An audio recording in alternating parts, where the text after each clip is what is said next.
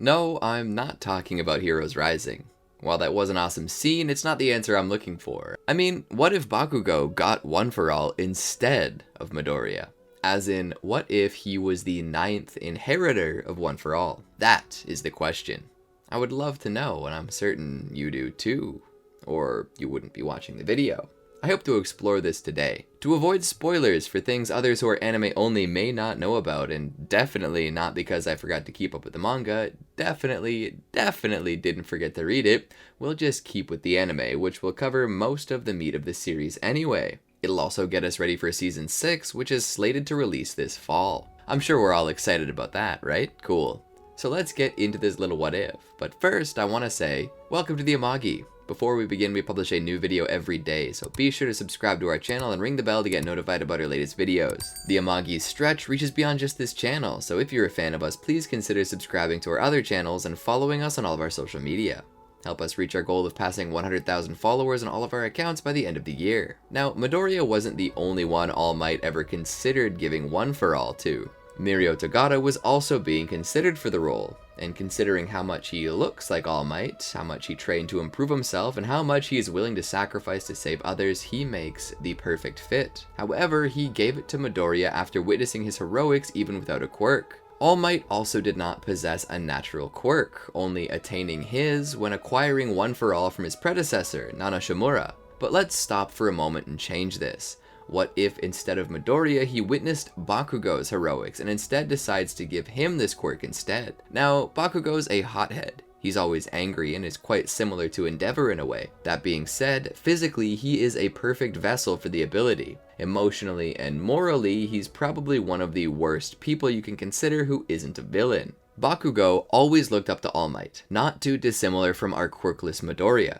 It will be interesting to see All Might take Bakugo under his wing. If anything, he might be able to help him overcome his overly egotistical personality, which might be good. Now, something to let you know, there will be a big repercussion here in reference to Bakugo's inheritance of One For All. All Might held the quirk for 40 years, and Midoriya could do the same. However, this is a special case, as most heirs can only possess it for so many years before dying. One of these heirs, Hikage Shinomori, inherited One For All at age 22 and possessed it for 18 years, eventually dying of old age at 40. We are given an explanation of this to the effect of the human body being like a cup, and a quirk being like water. Those with quirks are full cups of water, and those without are empty cups. Adding a second quirk, like One For All, especially one as potent as this, overfills that cup, causing it to overflow and making the cup deteriorate. However, those without quirks may possess One For All without any drawback to their lifespan, because One For All merely makes them a full cup of water as opposed to an empty or broken one.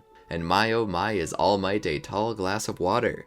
I can only hope to someday be as buff as him. Instead, I'm more like his powered down form, but there's no shame in that. However, this means Bakugo is going to really shorten his lifespan. Considering that the average lifespan in My Hero's world is roughly equal to our own worlds, or at most about 100 years, we could roughly guess through Hikage's shortened lifespan that One For All on top of someone with a quirk already will roughly increase the aging process by about 4 or 5 times. This means that Bakugo would probably get 20 years with the quirk and then die, around the age of 35. It's sad, but to be frank with you, he would more than likely be the #1 hero during that time, and trust me, that'll happen. Bakugo has already shown us his potential with this technique. And the first time he ever used it, he automatically, without prior training, achieved full cowling on par with Midoriya during the Heroes Rising movie.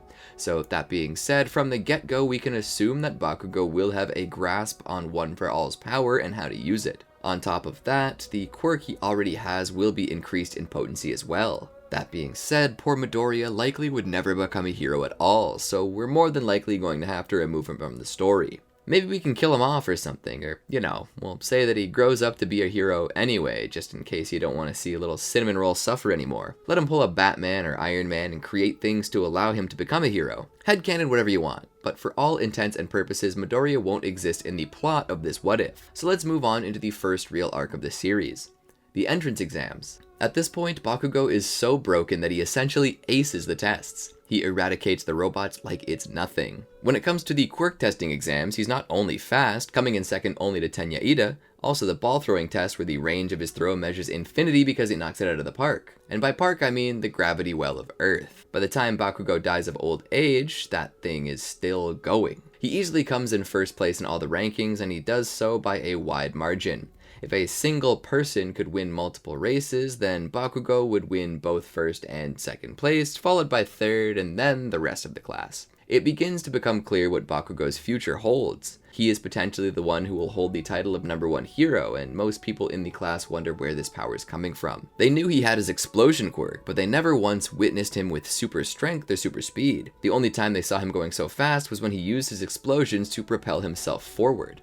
But he doesn't even need to do that now to be this fast. And if he'd mixed the two techniques, even Tenya Ida, whose quirk centers around speed, could be beaten by him.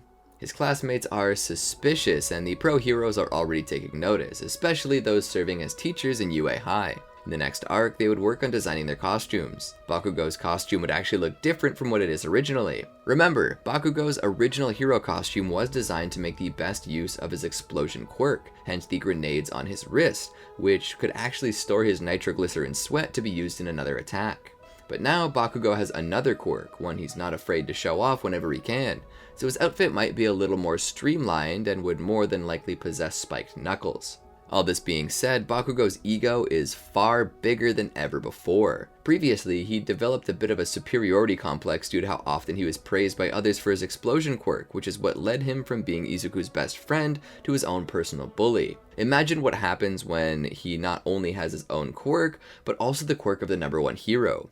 His ego would be on such a level that he wouldn't be afraid to openly state that everyone is useless and unneeded. This would likely make him far harder to befriend, meaning he wouldn't make as many true friends as he had otherwise. Then comes the battle trial arc, where the class members are teamed up with each other in teams of 2 to face off against others. Whether he's playing the hero or villain, it doesn't matter. He skunks anyone and everyone. When they go to USJ, they proceed to hone their abilities to save and protect people. Bakugo's impatience, ego, and heavily destructive quirk and tendencies make him score less than the others at this, which is his first time since joining UA that he has not taken first place in any physical test, which of course wounds his pride, causing him to lose his temper. It's here at the USJ where we meet the League of Villains and their super weapon, the Nomu. Of course, Bakugo thinks he can beat it, but he can't. Even All Might at full strength could only match the Nomu for a while. Bakugo? He would likely get his butt kicked until All Might shows up to take the Nomu down. Aizawa also gets crumpled here, but the League of Villains are driven back. Meanwhile, Bakugo angrily reflects on how he was defeated and comes to realize that his power is not the undisputed peak in the hero world. Then comes the Sports Festival arc. Here, Bakugo comes in first place through the obstacle course, but when it comes to the cavalry battle, he doesn't take the cup. This isn't really because he was stuck with crappy teammates, it's more like he just doesn't know what it's like to be part of a team. His teamwork sucks because he believes that he is all that's needed to win, so anytime he needs to rely on others, he immediately loses the edge, because he tries to do everything himself and ends up paying the price. His lack of friendship or bonds currently is particularly the reason why he will fail here. When facing off against Uraraka, Bakugo almost loses. Despite being able to blitz her and possessing power far above anyone else, his pride and overconfidence blinds him, which allows her to get the best of him. We'll say that he still wins here, which is possible, and then he'd fight against Todoroki. He would likely fail to get Todo to embrace his fiery half. He'd probably antagonize him, call him weak, and insult him for only using half his power. But in the end, Bakugo wouldn't have the care or patience to unpack all that emotional baggage that Todoroki carries around.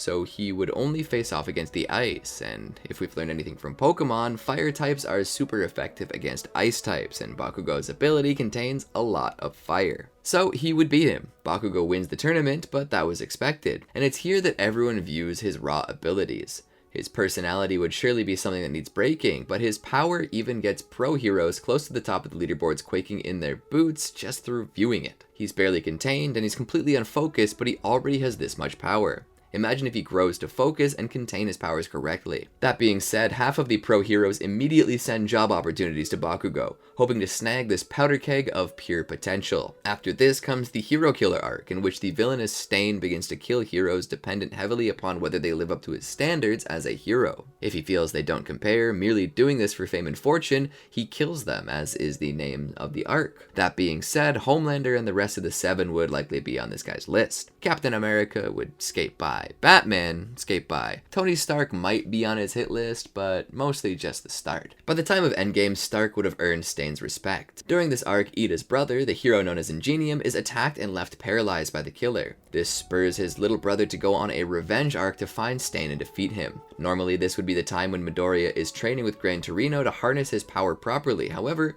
Midoriya isn't here, and Bakugo is a prodigy, so this never happens. This would also mean that when Ida goes to get revenge on Stain and is beaten, nobody can really save him. Midoriya doesn't show up, Bakugo doesn't show up. Ida dies here. Now, if Todoroki shows up here, he might be able to save him for a while, but he would more than likely die too, so to save him, we'll say that Ida dies and Stain leaves, having Todoroki find him dead. Stain would likely escape to continue his scourge. We get to the final exams arc. Here, the students are pitted up against a hero. Both Todoroki and Bakugo would be teamed up against All Might, and while All Might is at first overwhelmed by Bakugo's quick rushes of attacks, he still possesses the strength to overpower him. I could see Bakugo attempting to overwhelm All Might by shattering his arm Midoriya style, merely because he wants to impress and surpass his mentor. We would later see the forest training arc in which our heroes basically go to summer camp, but for superheroes. It doesn't take long though for the League of Villains to show up and crash the party. Their goal is actually Bakugo. Well, Bakugo and Tokiyami. They hope to convince them to become villains. Given that Midoriya isn't here and Bakugo isn't very good with kids, I can see Kota just getting mauled by Muscular here. The League likely still kidnaps Bakugo. They fail to get Tokiyami, but that's fine.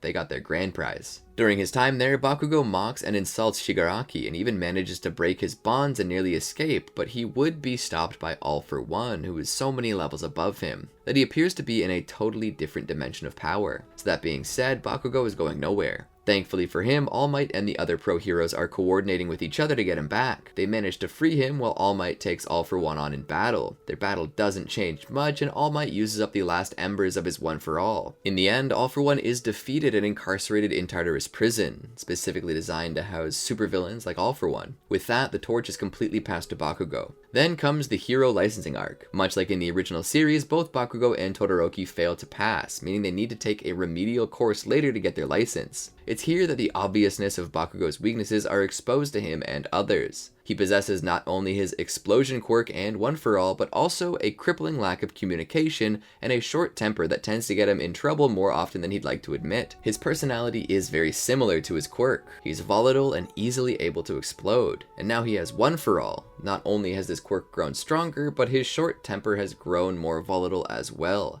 Sad times for him. Possibly the next #1 hero, and he can't even pass the test to get his provisional license. We then pass right into the Overhaul arc. The League of Villains begin trying to recruit Overhaul, who is essentially the boss of a superpowered Yakuza family, whose illegal activities seem to center around creating drugs through his experiments on a little girl named Eri. I just heard the collective kawaii gasp just from mentioning that name. Anyway, Overhaul thinks this over seriously, but declines. Here, I would wonder if Bakugo would be recruited by Sir Night-Eye or not. Bakugo had so many people who wanted to work with him, but for all intents and purposes, let's say that due to his failure at the licensing exam, his pool of opportunities dries up and he's left with no other choice but to join Sir Night-Eye. Bakugo would get the same test as Midoriya and fail the same way, because it's hard to hit a person who can see the future. The best I could see Bakugo doing would be nuking the area with its explosion quirk, which he is likely to do. However, more than likely, Sir Night-Eye would give in before that. He doesn't want to lose his office, and it seems that he has a vision of the future, and it includes Bakugo. Meanwhile, Shigaraki is attempting to team up with Overhaul once more, but what he's really hoping for is revenge from when Overhaul killed one of his comrades. The pro heroes begin the raid on the Shiei Hasakai compound, where most of the battles stay the same, but we're here right now for Bakugo, right? Alright, so we can take a few moments for Mirio because we all love him. Mirio is the definition of a hero, and is so much like All Might that it's not even funny. His quirk is the ability to become intangible on command. This isn't perfect though, and has required much training to overcome the downsides and imperfections to his usage of it. He wishes to be a pro hero because he was once saved from drowning by a pro hero when he was younger. Most of this battle actually goes the same. Almost exactly the same actually. If I were to say anything, I think Eri would be a bit more shy around him and likely wouldn't want to do much with him. But I could still see her put aside that in order to defeat Overhaul. Overhaul would be captured, and as revenge, Shigaraki and the League of Villains intercept Overhaul, where Shigaraki decides to take away Overhaul's quirk,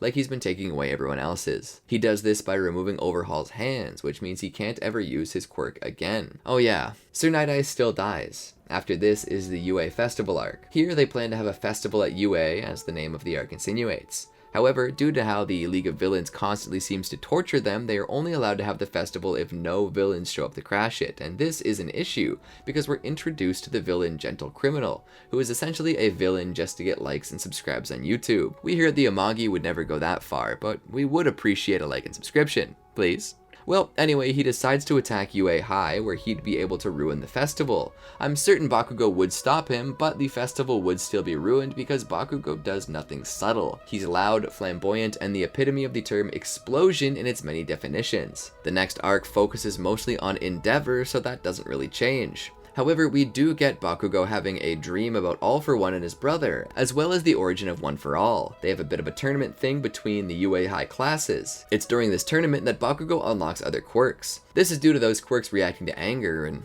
well, Bakugo's always angry. Truth be known, it could be used as a catalyst for him obtaining it earlier, but I assume Deku was only able to do it because he had that vision. But Bakugo would definitely awaken the other powers at some point. The issue is, though, that Bakugo would have to learn to make use of these quirks, and to do so he needs to control himself, which would be rather hard to do. After this though, due to time that both Bakugo and Todoroki spent with the kids, they both get their provisional licenses. They managed to stop a group of villains who were attempting to steal from citizens, but they were defeated by Bakugo and Todoroki. Due to the heroes being understaffed, the students are being taught how to act like real heroes, and the internship program is resumed. From this point on, through the anime's 5th season, everything remains practically the same. However, I'm sure things would change when the Paranormal Liberation War arc happens, though I'm not entirely sure because I forgot to read it, but hey, that's what wikis are for. I hope you enjoyed this little what if. Bakugo wouldn't be the worst bearer of the quirk, but a lot of important things would change and reverberate through the entire series. Quite a few characters who originally survived would instead die here, and some villains who should be dead or defeated aren't. Muscular is still running free at this time because he was never defeated, and so is Hero Killer's Stain, which would make for its own reverberating effects, because there's just no telling who he would attempt to and possibly succeed in killing. It's probably best that Deku received One for All instead of Bakugo, because if Bakugo had done so, things wouldn't go as swimmingly, and it would also dramatically shorten his lifespan, which I'm sure that nobody, well, not too many people would want. I must admit, I enjoyed making this what if. It gave me a reason to catch up on this gem of an anime. Not only is this show full of amazing music, it's also full of equally amazing characters and plot lines. Hope you enjoyed it as much as I did. Peace out, fellow heroes, and plus ultra.